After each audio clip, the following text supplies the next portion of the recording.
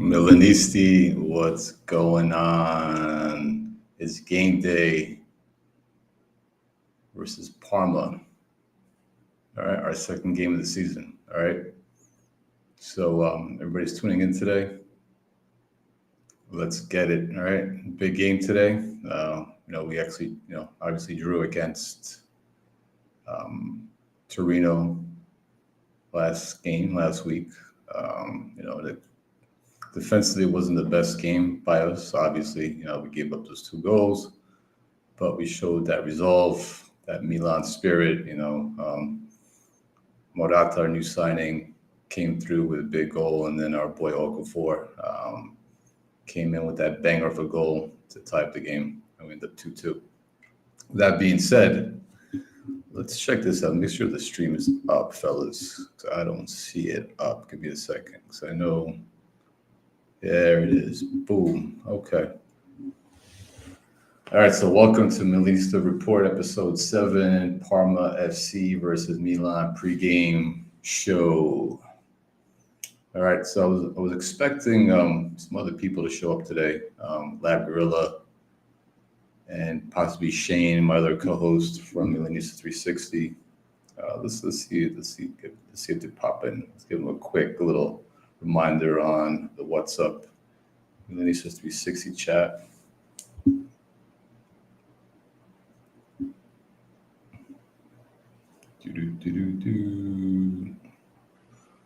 Milanale.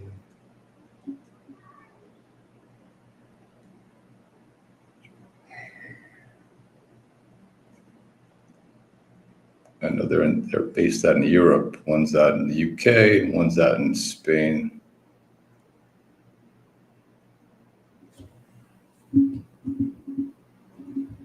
All right, let's give them a second. Just hit them up on WhatsApp. A little Milanista 360's private chat we got going on, a couple other people as well, other fellow Milanisti.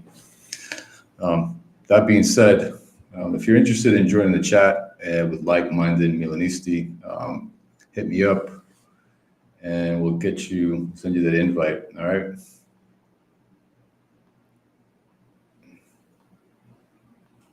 There we go. Let's get the banner going. All right, cool. All right, so let's get ready for this game. So listen, obviously today we're playing against Parma. It's a 12:30 kickoff EST. We're playing away. And so let's look at the lineup first, right? Let's get this going here. Let's share the screen. And Parma. So this is one predicted lineup from SofaScore.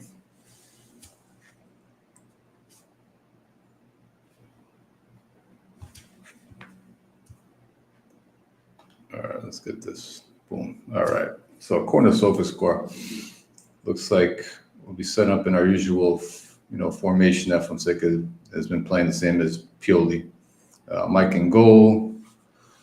We have Calabria, Tomori. Looks like Pavlovic is making his first start. We got Theo playing his usual position, double pivot. Looks like Fofana, according to SofaScore, is ready to play. He's fit and he's learned. He's got a handle of Fonseca's system. He's playing up with Loftus-Cheeks, Leao, Pulisic, and the cam roll, Chuck and Jovic. So I've been hearing a couple other lineups as well. So let's look at another one, see how that compares.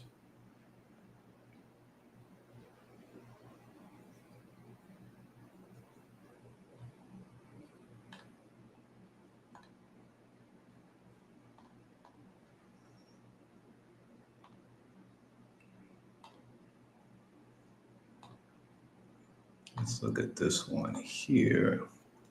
So according to Sports Gambler, boom, what do we got here? We have our expected lineup is Mike, Calabria, Tomori, Pavlovic, obviously, like we said before, Hernandez, Loftus-Cheeks, Tajani. This one makes more sense because Jovic has no business being on the pitch after his last game. He just walked around and didn't do a goddamn thing against Torino. And Okafor deserves that start, being that Morata's out with an injury. So we got Chucky on the right, Pulisic playing that cam, and Leao on the left. That's not a bad lineup. Obviously, the issues that I have, and I'll get to in a minute, is the double pivot and the center back position as well. Parma's predicted lineup: Suzuki, the Japanese goalkeeper, Boba Kuliabi, Enrico Del Preto, Alessandro Ceretti, Emmanuel Valeri. We got this kid, Noel Estevez. So they play a similar position, formation 4-2-3-1 is the same as us. Adrian Bernab, Dennis Mann, Simon Som, Valentin Michali, and Angie Yona Boni. All right. Obviously, I'm not too familiar with those names. Very few of them. Suzuki, I've heard the name before, but not the other guys. Let's switch back to SofaScore and give this a quick look at this. So look, obviously, like I said before, boom, formation-wise, Parma's going to be setting up that 4-2-3-1 formation, same as us.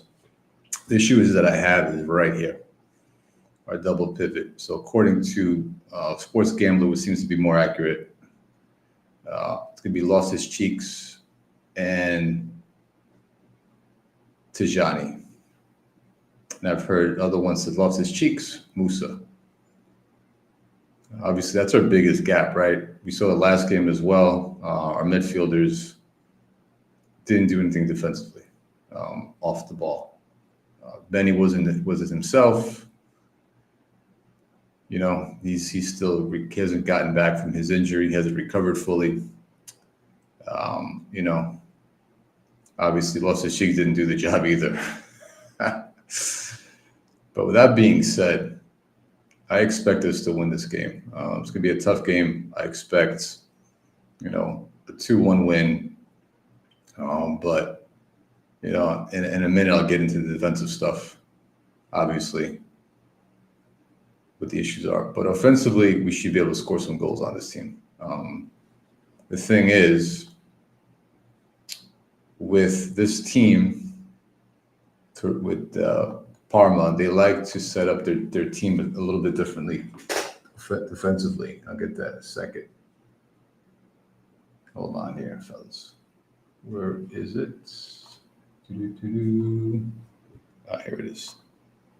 Got too many screens going on. So Parma's coach, Fabio Pesce, so what he likes to do defensively, actually, is he likes to force the opponents wide, right? He likes to take away the middle of the pitch. And in some cases, he'll mix it up. He'll go between a high press and a mid block. Being that he's a seasoned Italian coach, that most Italian coaches focus on the really strong defensive principles, right? My guess, he's going to go with the mid block, being that even Torino, if you noticed Torino last week, if they stayed away from pressing up the pitch, all right, that's something they noticed last time as well. Let's up there on the screen here. Hold on. Sorry about that. All right. Something they noticed last time, Torino, that Coach Vanoli, he didn't want to press Milan. He kind of sat back a little bit, the press wasn't super, super intense. And it threw off the team, right? Because they were pressed. The whole build-up, the whole thing behind Fonseca's build-up right from the back is to entice that press, find that space, right, between those triangles and the spacing from the players, and move the ball up the pitch, find those little holes, right, between the press. If the press is not, on point, Gasparini's press or Simeone's press, super intense, super hard to break. So Fabio Pesce, so in terms of what Pesce is going to do, I think, similar to Vanoli, he's going to sit back a little bit, and Pesce is going to prefer to defend via mid block. all right, and force Milan to go wide, take away the middle of the pitch, and force them wide. But maybe he could change it up as well. It's possible, being that he seems like a pretty adaptable coach, knowing that that's our strongest points is we got Theo, playing alongside Liao, and you have Pulisic on, playing alongside with Chucky. So that being said, it could happen either way. They can either take away the width of take away the middle of the pitch from us, right, or take away the width, the wide areas, the wide spaces, and force Milan to play through the middle. So that's gonna be interesting to see. But my major concern is how is Fonseca going to deal with this? Because we noticed the last game against Torino, Fonseca didn't adapt very well. He was kind of surprised at the way Vagnoli set up his team defensively, and that tiki-taka build-up that we saw that was so smooth and so silky, right? And we were so impressed with a lot of fans during the preseason. Didn't work so well, right? We kind of struggled to really move the ball up the pitch, being that Vagnoli didn't fall into Fonseca's traps.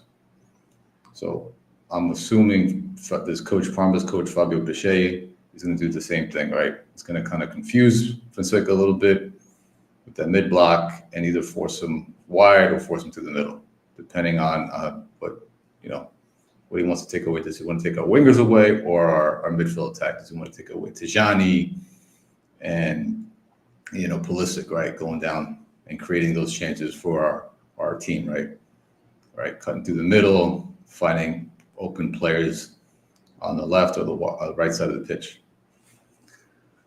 That being said, anybody watching who's in the stream, we've got 4 listeners right now, tuned in, locked in. Listen, give me your thoughts on today's game. What do you guys think is going to happen? Being that we had the last game was so-so, wasn't the greatest. But being this was Parma, Parma has a rich history, right? Obviously in the past, but they haven't been a top flight team in a long time. So I want to get your thoughts on today's game. What do you think is going to happen? Do you think we're going to have an easy game, or we're going to struggle? Do you think we're going to have a clean sheet? Things like that. Let me know in the chat.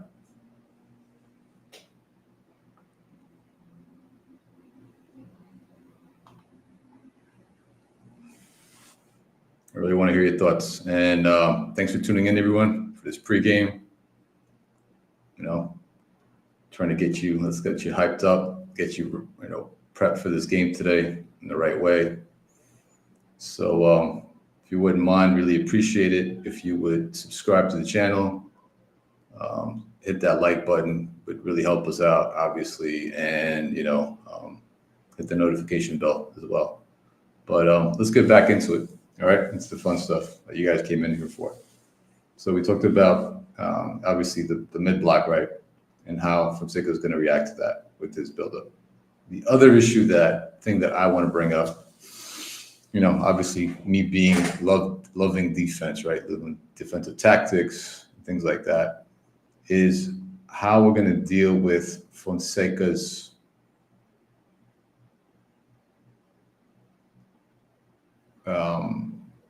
defensive setup.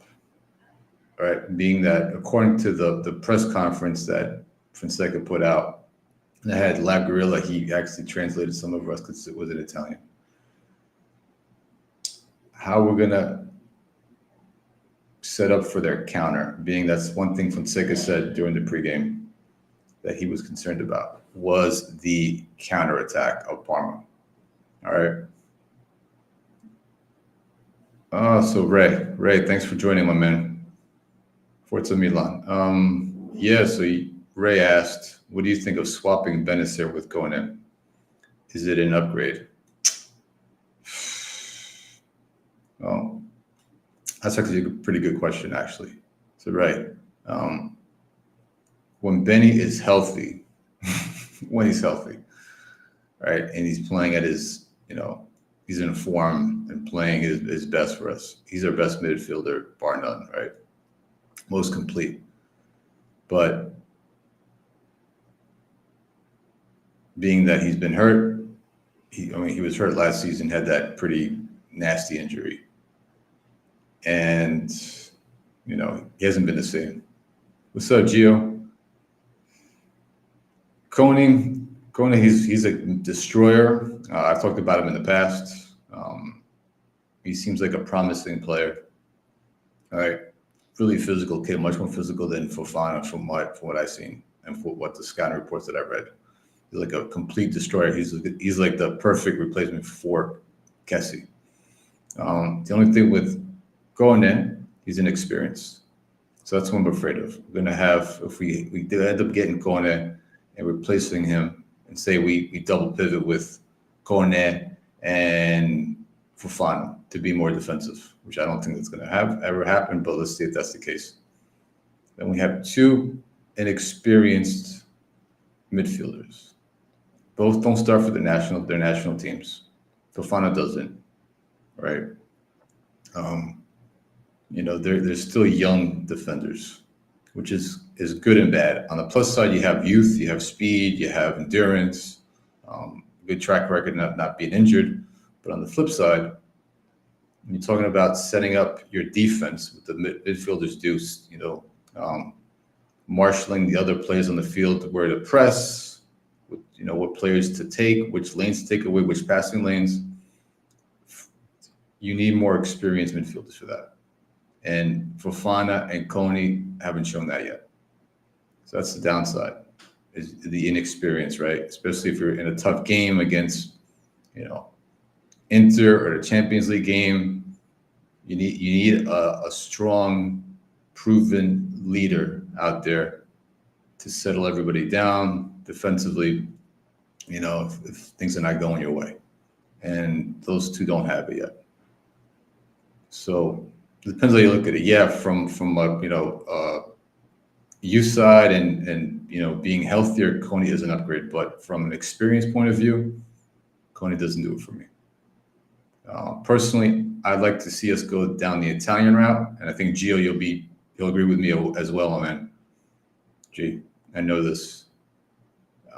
Why are we going after this foreign, unproven players? We're tied to this kid Voss from Ajax Academy. Yeah, and listen, Ajax have developed great players over the years, right?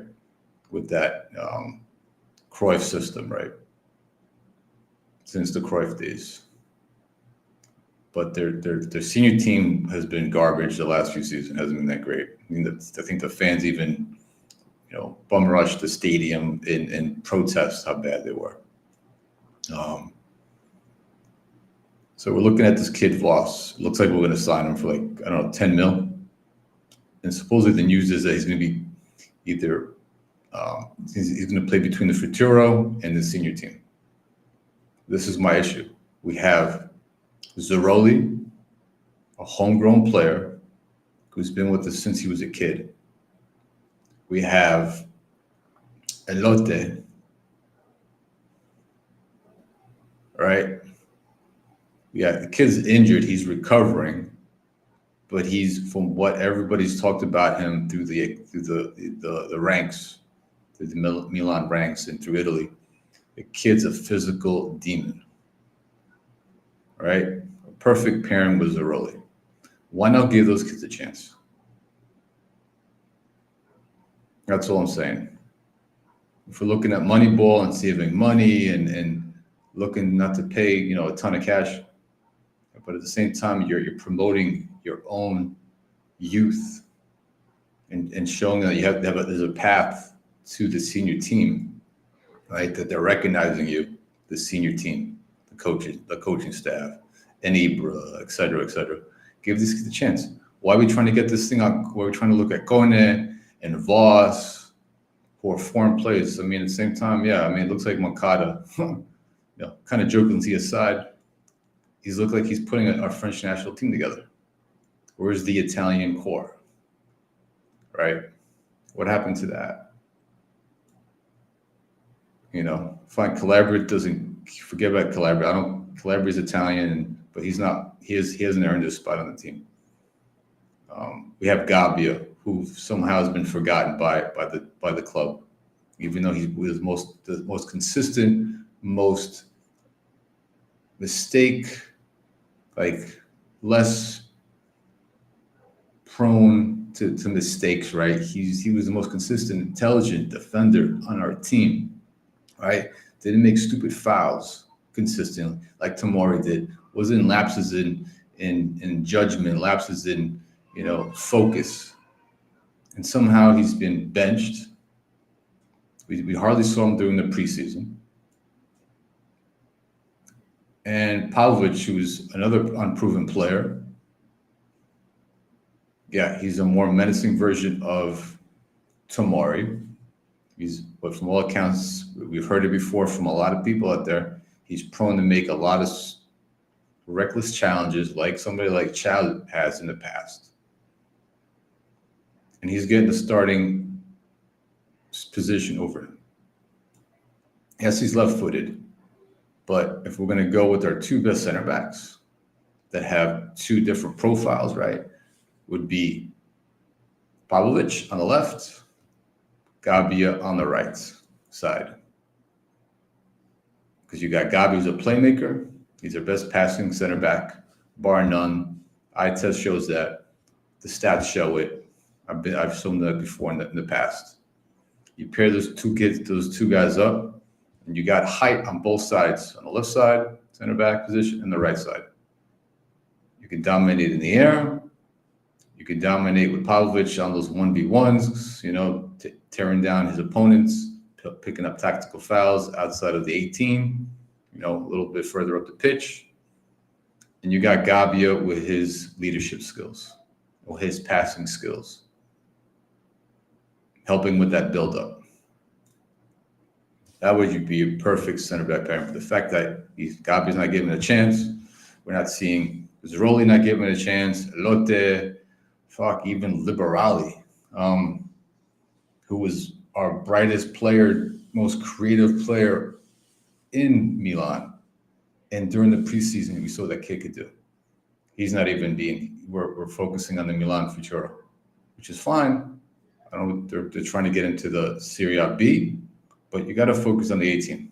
18 was where it's at, your senior team. Give him a chance. Let him play behind both Pulisic on that 10 role, right? And then Gio, Bresciani was never given a chance. I would even agree. And what's up? Let's talk Milan. Thanks for joining in. Yeah, Gio, another good point too. I'm just going through the other chats real quick. Bagni or Jimenez for right back. And, matter of fact, Gio, we got this kid, Vittorio. Yeah, Bagni, that's the kid. Yeah. Spoke about in the past. He was killing it at the U19s. And yet somehow he's not even being considered, brought up, given a chance. Let's see what he does. But again, we got Royale. We'll see how he does when he finally gets fit. I have no idea. We're not, hopefully he'll do better when he did at Tottenham. Maybe he'll be able to perform better in Serie A. Maybe the Italian way of playing might help him out. Style of play, other than the EPL. Let's talk Milan. Yeah, absolutely right. He's another Mezzala.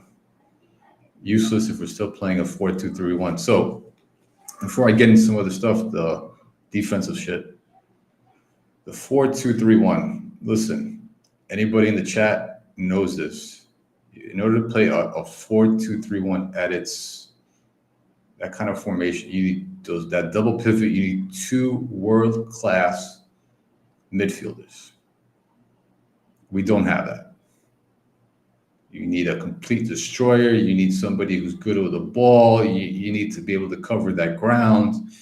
You need to be able to, when the other team is coming down the field, you need to be able to, fill in that space from the right and left back positions, those full backs, because that's the space that the teams attack the most, is that space between the two pivots, double pivots, and the full backs, right? So And those are the most like dangerous areas to expose in a 4-2-3-1. But yet we're sticking with this formation without the proper midfielders. We don't have world-class midfielders. We were building that in the past with Tonali, Kessie, and Benny, those three rotating in. But we got rid of the other two, right? Obviously, Kessie, he moved on. Tonali be sold to get extra, to make some cash and to buy some additional players last season. That, let's see what they do. We got to give them another few years and see if we can win this good. I doubt it, but trying to stay positive. But that being said, this formation with the players that we have does not work, especially when it comes to your rest defense. So before I get into the rest defense, let's talk Milan. Yes. Yeah, Cancelo too would have been great. I don't know what his cost would have been if he was out of our price range. Because it looks like we were stuck at that 20 mil.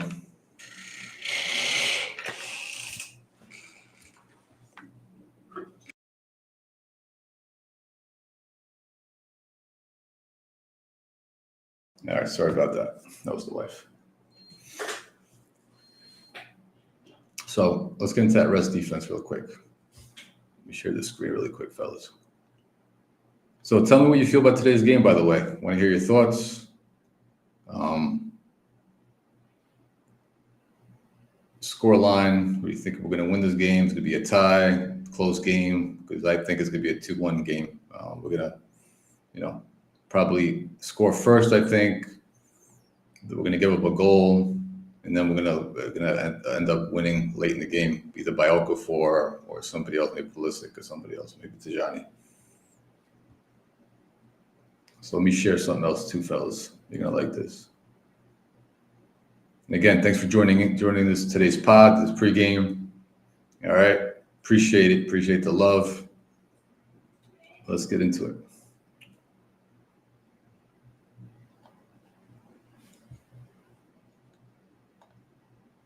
Let's share this.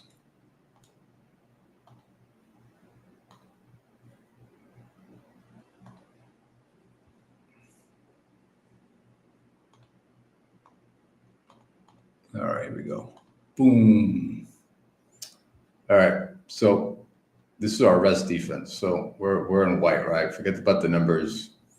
Parma's in yellow, right? So a lot of cases, Parma likes to set up. They'll save to set up in a mid block today, right? So let's say to set up in a 4-3-3 mid block, right? Really, really tight, right? Compact, trying to take away that white's trying to take away the middle in this case. All right, and we're in white. We got Morata, we got Leao, Chucky, we got Calabria pushing up because he's been doing all preseason and during the last game as well. I'm not sure if it was from Fonseca's instructions, but either way, he's been pushing up the pitch in the attack. And we have Theo, obviously, right? And this is our two midfielders. We got, so he's lost his cheeks. And we have Tijani. We have our two center backs. We got Pavlovic and Tomori. So this is the 2-2 rest defense, which in most cases, when you're playing a 4-2-3-1, this is not the best thing. Most coaches prefer to play 3 in the back. They prefer to keep this right back here, held back, because they say they was more dangerous offensively. You don't want to take that away from them. If you have a left back that can, be dangerous in the attack and play well with Leao. So technically, you would want to set up in this formation rest defense, 3-2. That provides plenty of coverage behind the ball, right? Especially on a counterattack. Once we lose the ball, we have plenty of bodies back here. We got 5 players here ready to react to a counterattack from Parma. But in this case, we have this 2-2. And what we've been seeing so far is teams taking advantage of that. Right, during the preseason, we got exploited. During even the Torino game, we saw what happened when Torino finally settled in and realized they kind of adapted to the game. They caught us, especially on that second goal, how they were able to set it up. They came down the pitch. They played that little back heel pass, right? And they got this play running in here. And Tijani came over a little too late, and they hit the cross. Zapata and they got the goal on that back post, right? Between Theo and Chow, because they didn't communicate very well. But that play started, that second goal from Torino started from the counter, because we didn't have enough bodies back. And most importantly, the other weakness of this 2-2 rest defense is the fact that you have two midfielders, either be it Musa, lost his cheeks, or Tijani, in this case, or Benny, who's not fit. He's not the player he once was. Don't have the awareness, especially Musa, because he does find himself in these spaces all the time, Musa. He finds himself out of position, and he forgets how far away he is from able to backtrack and recover and defend. He forgets his space, his awareness. He forgets that. And you have Tijani, who likes to go up here as well. All right, he's not the best defensive midfielder either. So you have that weakness, because once you have two midfielders that are not defensively strong, and they're not, don't have that positional awareness, they're not scanning the field to see what's happening around them, and they get caught up in the offense and not realizing they got to defend, you don't have enough bodies. Now you're leaving these two center backs by themselves. So say Musa comes up here, he's trying to get into the attack, right? He's doing his thing. Tijani here, got Pulisic here. What happens here? And it's happened a couple of times. You have too many bodies in the attack. You're trying to overload, trying to really score goals, and you're leaving these two center backs alone. And once the ball gets lost, you can't even counter press very well. Because by the time Tijani gets back here, because these two midfielders are not the best counter pressing midfielders either. All right.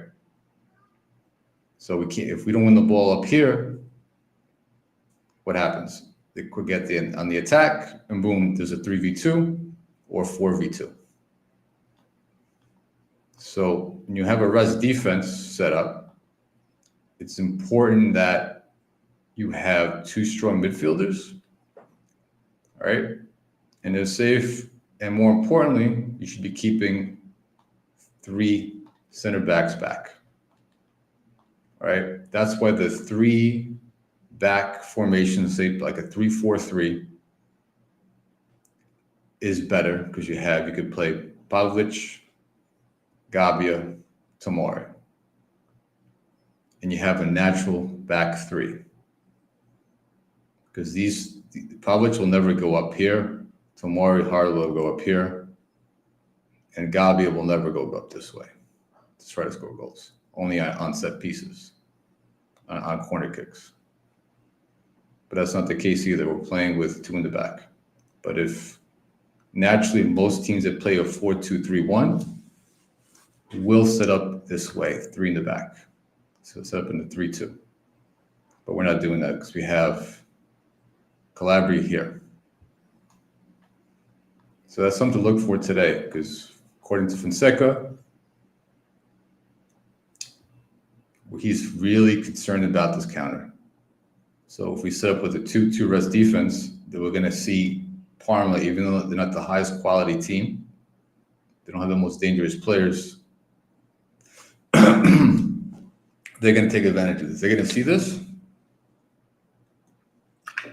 But like I said, we've been playing this 2-2 rest defense since the beginning of the preseason. I didn't notice it too much with Pioli, but I'm noticing it more under Fonseca.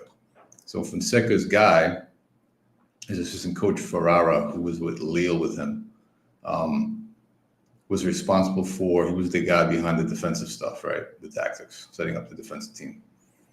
So he's doing the same thing for Milan, for Fonseca.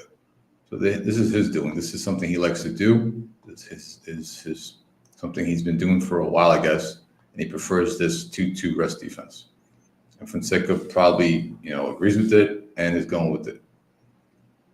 like I said, this is dangerous because you don't have enough players in the back. You don't have two midfielders, just like Let's Talk Milan just said. They have the tendency to go forward every fucking time. Every time. Tijani likes to go forward. He's better as a cam, in my opinion. He's not a midfielder. All right. If you want to place him behind Pulisic as a backup, I don't care how much money he costs. Put him back there. And you get a midfielder who knows is defensively strong. Maybe Fofana's going to fix this once he gets fit. But on the other side of the double pivot, it would be Musa all lost his cheeks because we just got rid of Pobega. It looks like we're trying to unload Benny. Musa, too, likes to go up here. So even with Fofana back here, say Fofana is here, you got a 2-1 rest defense. That is fucking dangerous, man. That is no bueno. That is horrible. So I'm hoping Fonseca and his squad, for the sake of the team, fixes this sooner or later. Because against teams like Inter, teams like Juve, teams like, even Napoli, really well-coached teams with higher quality of players are going to eat us up. Torino did it too, and they're not the most, they're not a top team. I could see them maybe going top 6 or top 7 this season if they're healthy. They're not considered a top team. And not even Parma, but Parma's going to see this and they're going to score a goal on us. And for sure, they're going to have a lot of high quality scoring chances on us. Right, just like last season. Last season, we gave up a ton of high quality shots from open play. Our stats were up there with EPL numbers. I kid you not.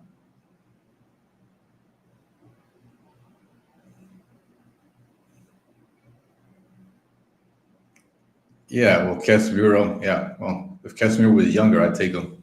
Casemiro's lost a step too.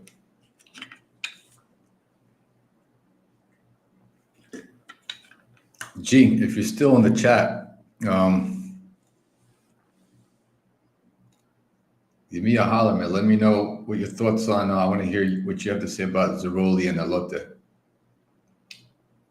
All right, because if we're going to stick with this youth movement that we keep hearing about with Fonseca, Fonseca's great with the youth, developing youth.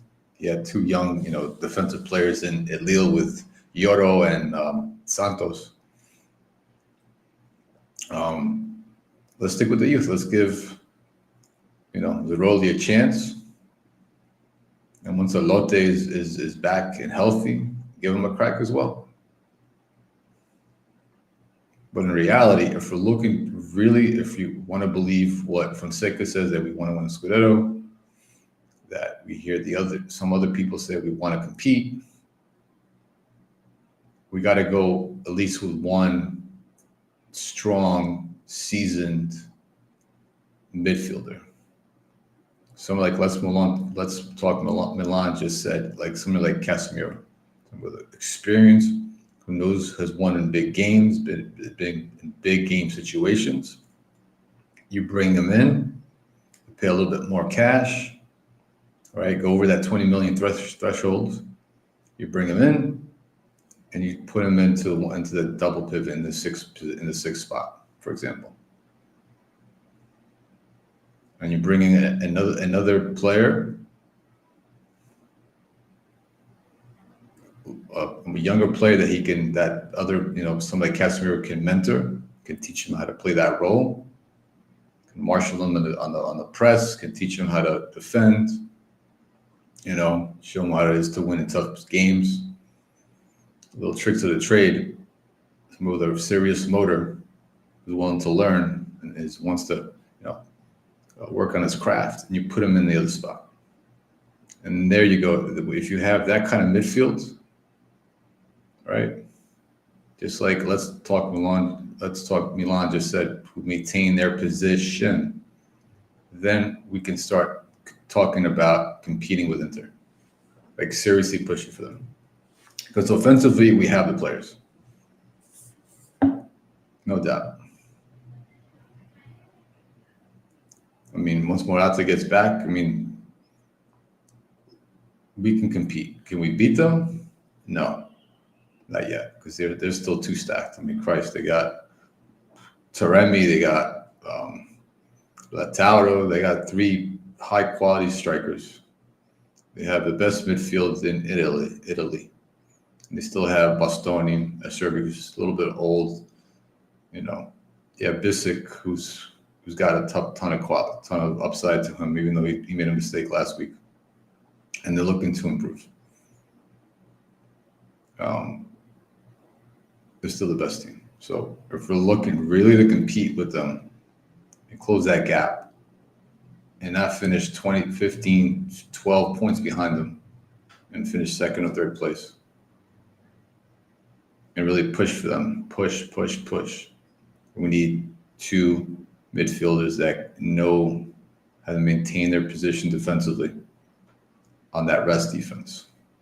Because we got midfielders, like I said, we got midfielders doing whatever the fuck they want. They're going up, they're going here, going there, going this way. And you're leaving these 2 center backs alone.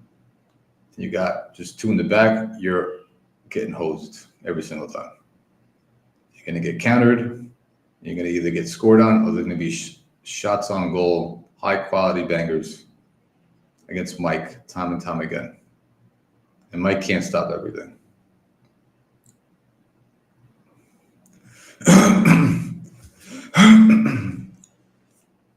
Yeah, let's talk Milan, exactly. It comes down to the priority the owners management have. And from our looks, my understanding, my perspective is that their priority is finances, is making money, but not, you can make money too, obviously, by winning too. Madrid has showed that. Right? If you focus on the sporting side of things and you focus on winning trophies, winning Champions League, you can make a ton of money from that too, because people love winners. All right, that's why Madrid, I know from in my case in the United States, so many kids wear Madrid jerseys. And they, even to this day, they're wearing older jerseys for Madrid. Not even current players. But they know them, they play them on FIFA because they win trophies. So it could be done, but it looks like Redbird is more focused on the business side. Maintaining the books, all right, building the brand in the US, obviously, all right, what we're seeing with the commercials and linking up with Speed and the rappers and stuff like that, the hip hop artists. But yeah, if that's the case, listen, we'll be in for top 4 for the next few seasons. Which for me personally, I'm not happy with it. Because at the end of that, I want our team to get back to what it was, back to competing for the year in and year out, putting the best team out there possible, building that Italian core. All right, that's important as well. I'm not saying we should get all Italian players, but give me, 1 or 2 top world-class Italian players on the team. 2, just 2.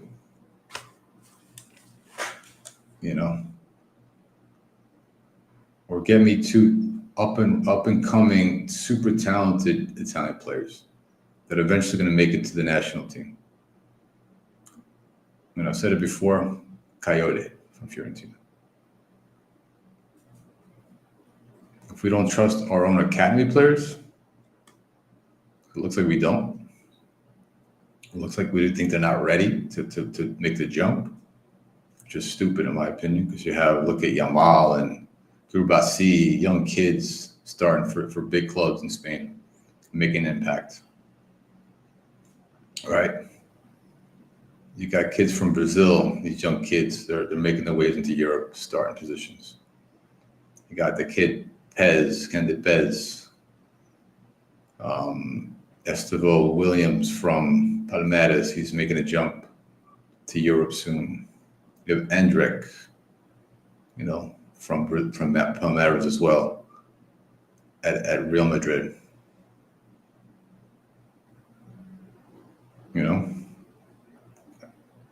Show me something.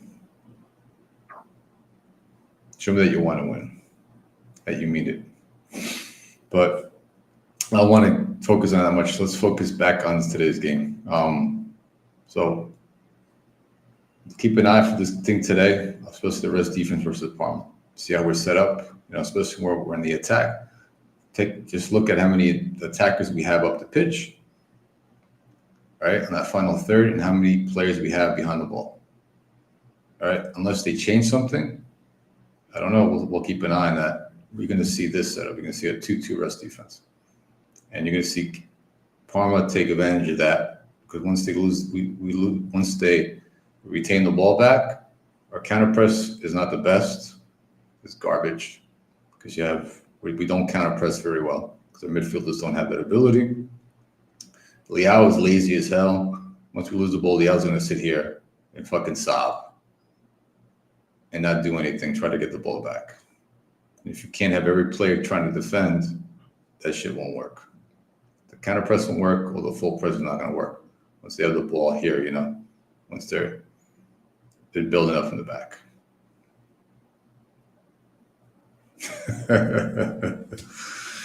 Yeah, Furlani knows about football as I know about finance. Exactly.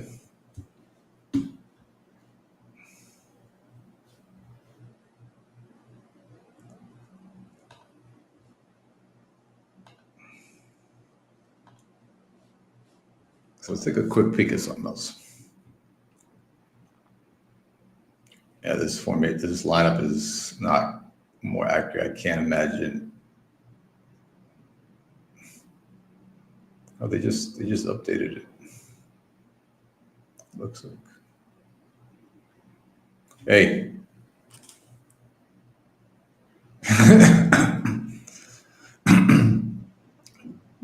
Thanks for popping in. Let's talk Milan. Yeah, me too. I got to get ready for the game as well. Yeah, it's going to be tough. Give me your thoughts. Let's talk Milan, the final score on today's game. Give me a prediction.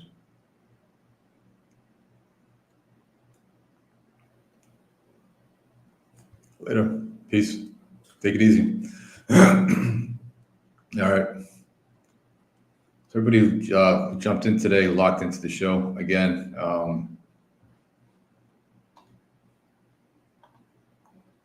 Appreciate it. All right. Kickoffs is coming up really soon.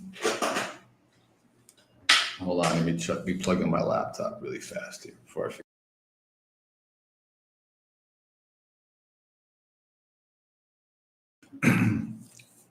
I've got about an hour left on my laptop. All right.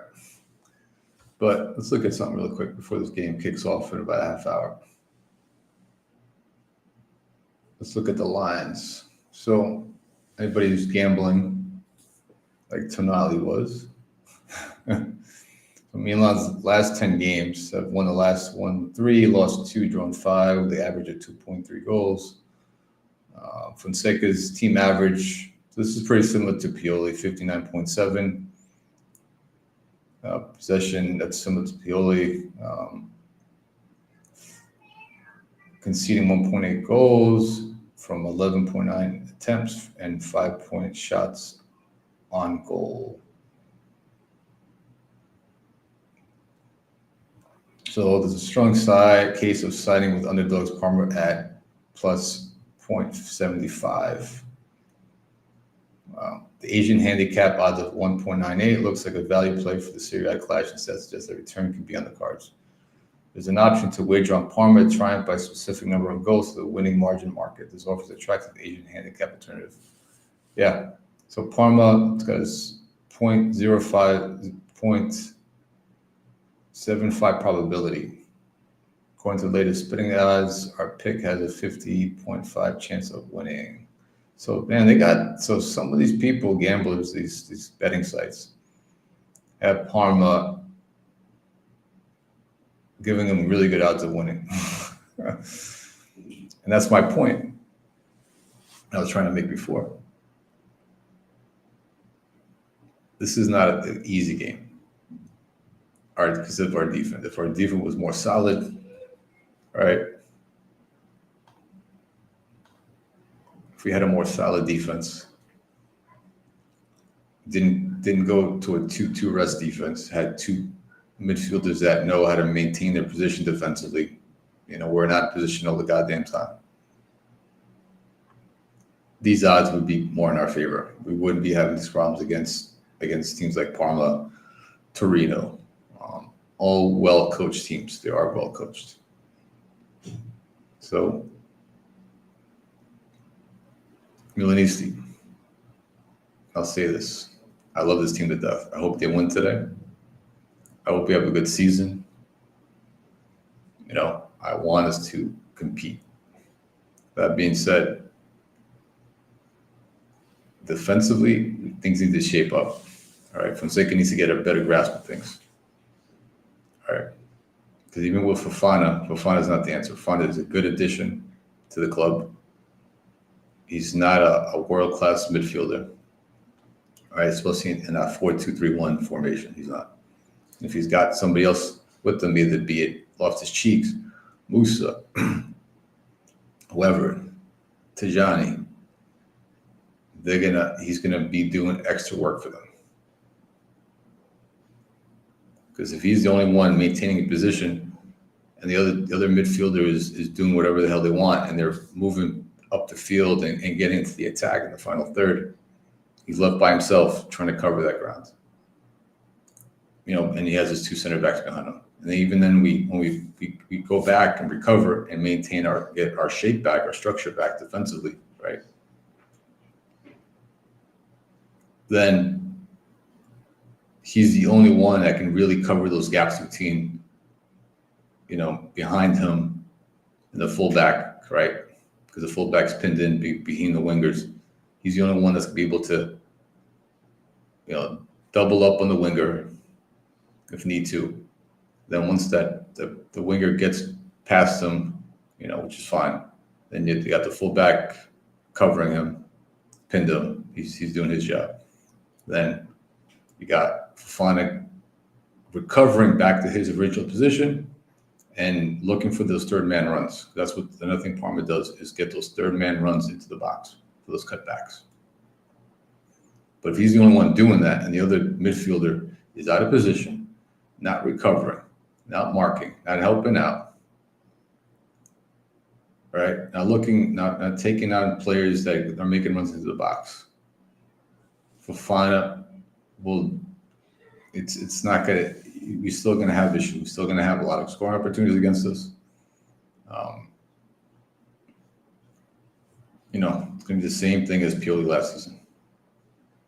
So I really hope these things get addressed early on in the season, either by maybe changing formation, go with three in the back, go with like a 3-4-3, something, change it up, because in the long run, this formation is not going to work.